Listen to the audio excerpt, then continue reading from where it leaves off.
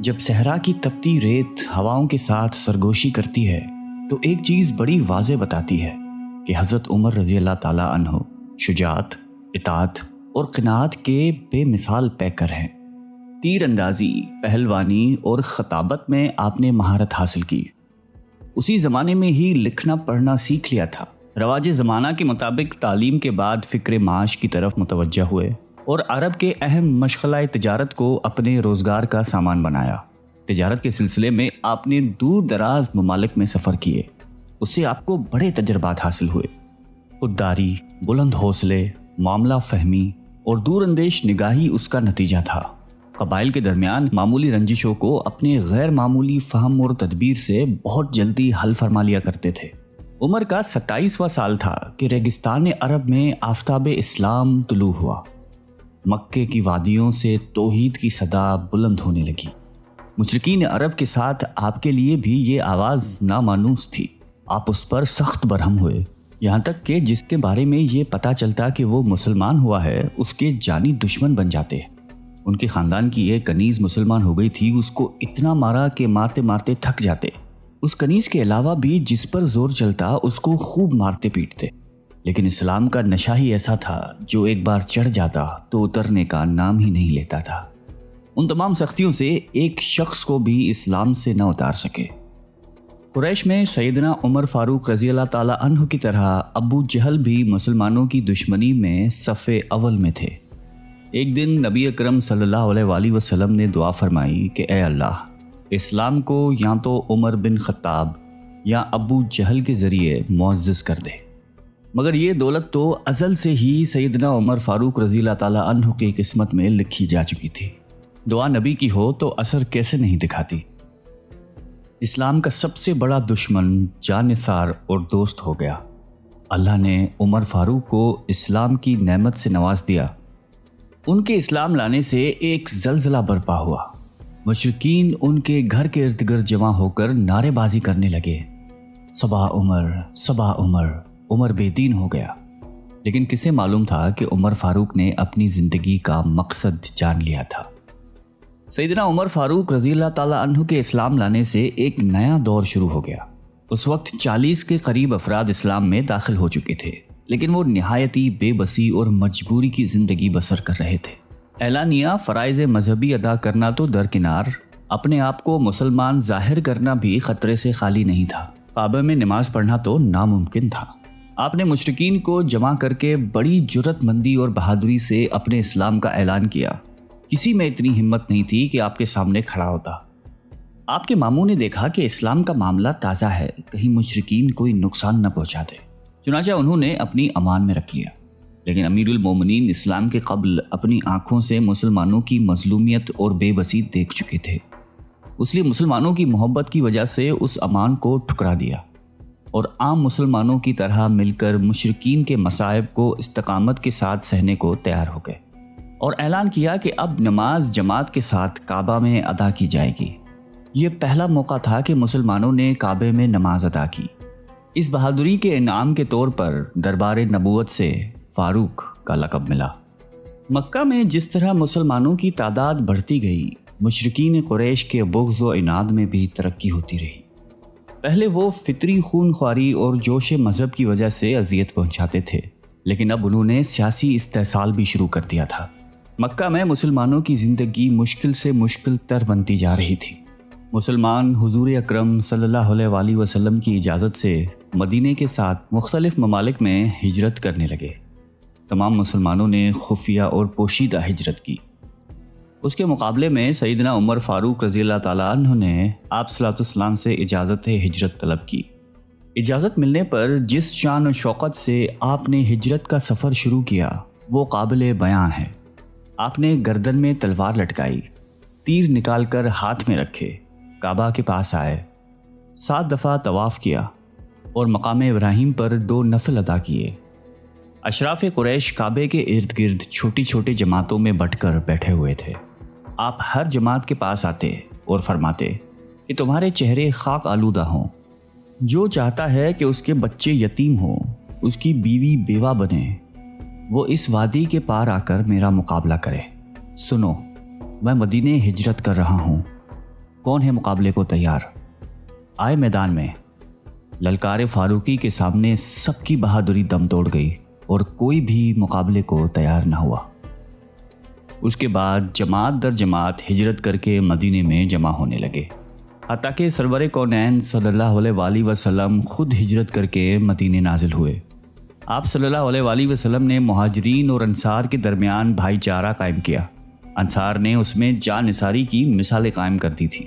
مدینے میں اب مسلمان سکون و اطمینان کے ساتھ عبادت کرنے لگے تھے کہ غزوہ بدر کا عظیم موقع پیش آیا۔ امیر المومنین اس موقع میں حضور اکرم صلی اللہ علیہ وآلہ وسلم کے لیے اپنی مدبرانہ رائے، معاملہ فہمی اور شجاعت و بہادری سے دست بازو بنے رہے۔ اس موقع میں مسلمان سرخرو ہوئے، کامیابی اور کامرانی ان کا نصیب بنی اور کفار کو شکست سے دوچار ہونا پڑا۔ اس موقع میں سرداران قریش کی بڑی تعداد گرفتار ہوئی۔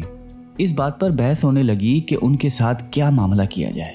سیدنا ابو بکر صدیق رضی اللہ تعالیٰ عنہ اور دیگر صحابہ کی رائے یہ تھی کہ ان سے فدیہ لے کر آزاد کر دیا جائے، جبکہ امیر المومنین کی رائے تھی کہ ان سب کو قتل کر دیا جائے۔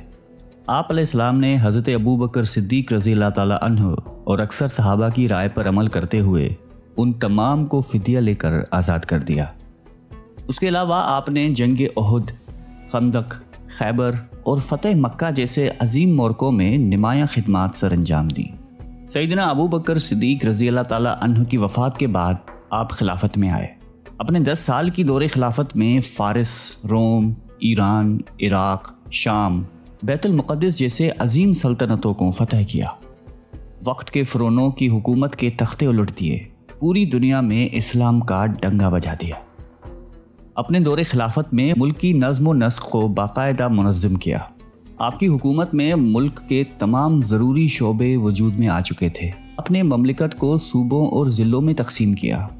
ہر صوبے میں بڑے عہدیدار مقرر کیے، جن میں حاکم صوبہ، قاضی، فوجی محکمہ، منشی، کلارک وغیرہ شامل تھے۔ ملکی و قومی مسائل مجلس شوری میں پیش ہو کر طے پاتے تھے۔ آپ اپنے دور خلافت میں حکام اور حکومی ملازمین کی کڑی نگرانی کرتے تھے۔ اگر ضرورت پڑتی تو عدالت کے کٹہرے میں لا کر کھڑا کر دیتے تھے۔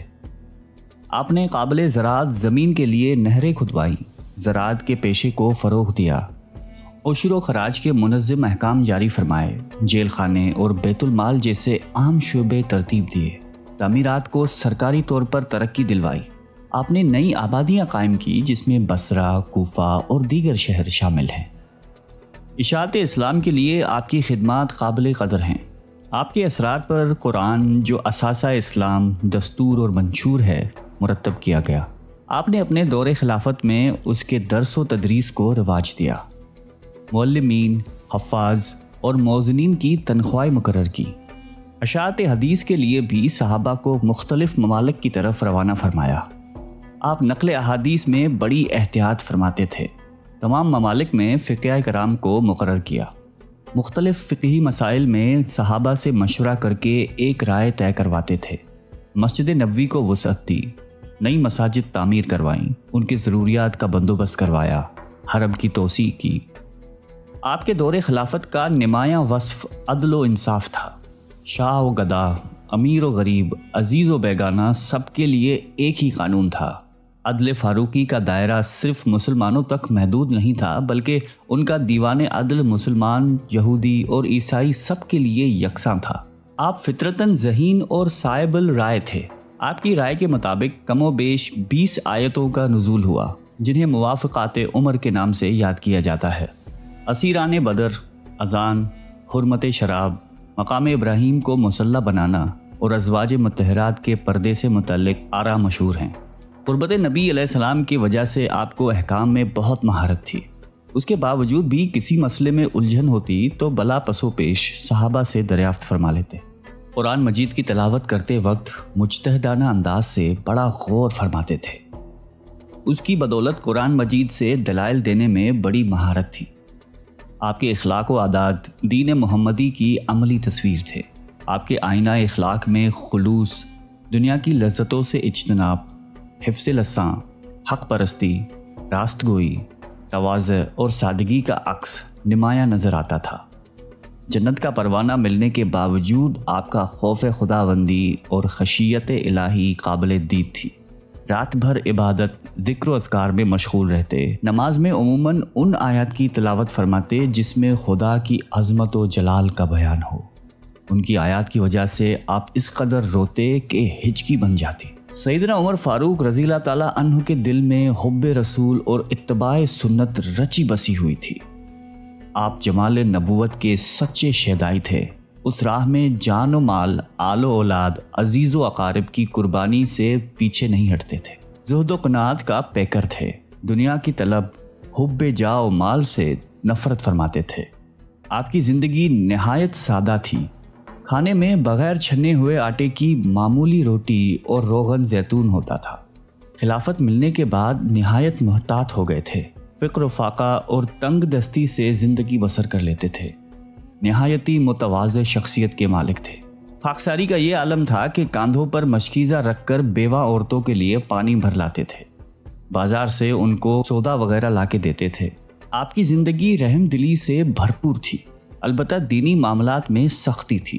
آپ اپنے بچوں اور ازواج سے نہایتی محبت کرتے تھے۔ فیروز نامی ایک پارسی غلام نے آپ سے اپنے آقا کے بھاری محصول کی شکایت کی۔ شکایت بے جان تھی، اس لیے آپ نے کوئی توجہ نہ کی۔ اس پر وہ آگ بگولا ہوئے اور صبح کی نماز میں خنجر لے کر اچانک حملہ کر دیا اور مسلسل 6 وار کیے۔ زخم ایسا کاری تھا کہ آپ اس سے جان بر نہ ہو سکے۔ آخری وقت میں اہم وصیتیں کی۔ 3 دن اس کشمکش میں رہ کر محرم کی پہلی تاریخ ہفتے کے دن 24 ہجری کو اسلام کا عظیم چراغ بجھ گیا اور اپنے محبوب آقا کے پہلو میں ہمیشہ کے لیے میٹھی نیند سو گیا۔